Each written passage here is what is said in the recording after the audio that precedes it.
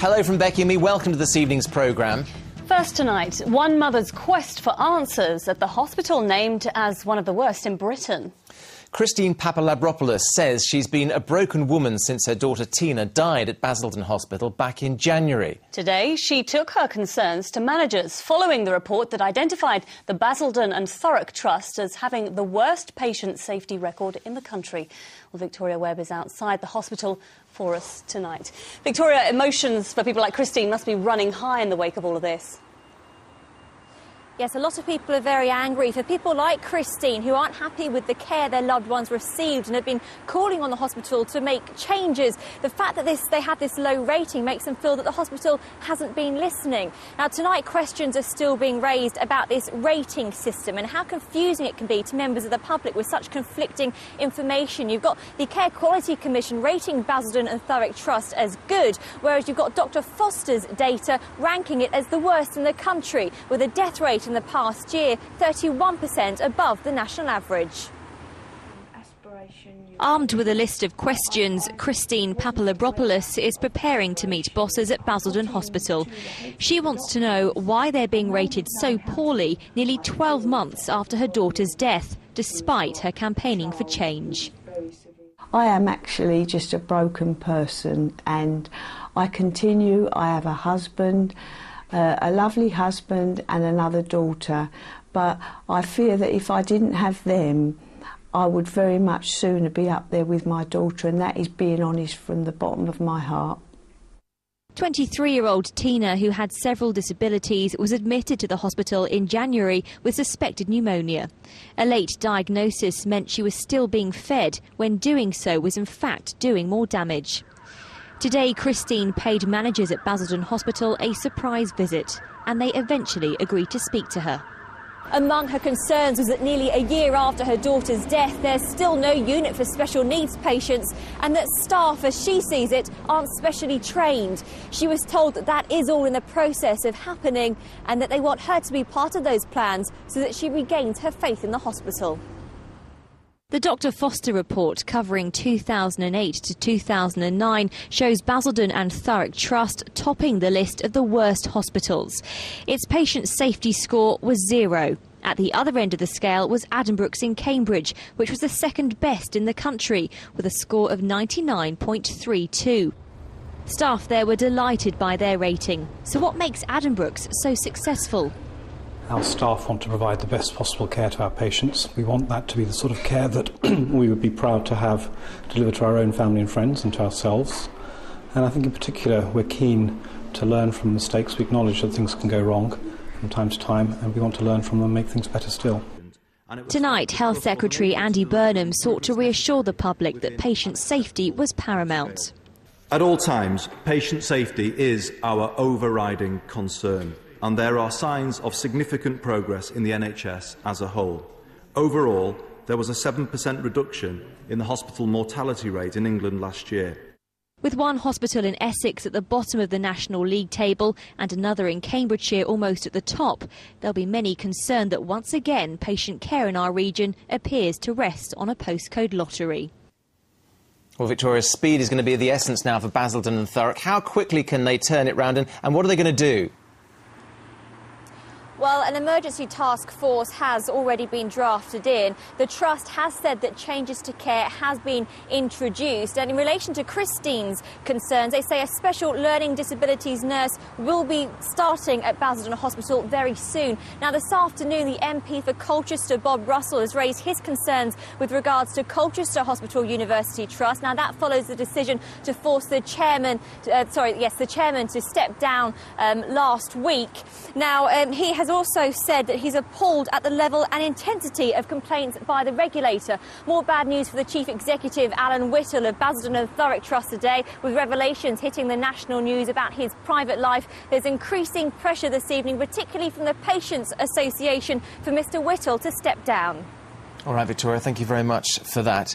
Now, in other news, the owner and inspector of a fairground ride which crashed 2 years ago in Suffolk have been fined for failing to protect the public. Carriages on the Hellraiser smashed together after a bracket broke, leaving those on board with broken ribs and cuts and bruises. Ipswich Crown Court heard the ride had been inadequately maintained. Martin Stew reports. It was an accident waiting to happen. Over 30 years old and inadequately maintained, the Hellraiser ride was a potential death trap. On the 2nd of November 2007 at the Suffolk's Big Night event in Long Melford, the Hellraiser lived up to its name.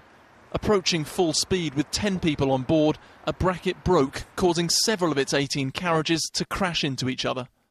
The car in front of us just sort of turned round and then just, I don't know, it just moved and went in half, and couldn't believe what we were seeing, really. Yeah, because we crashed into the back of it, didn't we? Yeah. I could see that we crashed into it. After that, I just closed my eyes and hoped for the best. Fortunately, no one was gravely hurt, but 8 people were injured, suffering broken ribs and cuts. Today, Ipswich Crown Court heard the ride had 50 examples of poor maintenance. Judge David Gooden said the Hellraiser ride was riddled with defects and faults. He said that cracks had literally been painted over and that how it passed its MOT for rides just 4 months earlier was hard to believe. This case sends a clear message to not only these people involved, but the industry itself about the importance of keeping these rides safe. With any accident like this, you're in the lap of the gods, and clearly there could have been fatalities. Walter Shufflebottom, the owner, was fined £2,000. Frederick Meeker, the man who passed the ride fit for service just months earlier, and his company were ordered to pay a total of £12,000 in fines and costs. A further £58,000 bill for the investigation will be footed by the taxpayer. Martin Stew, Anglia News, Ipswich.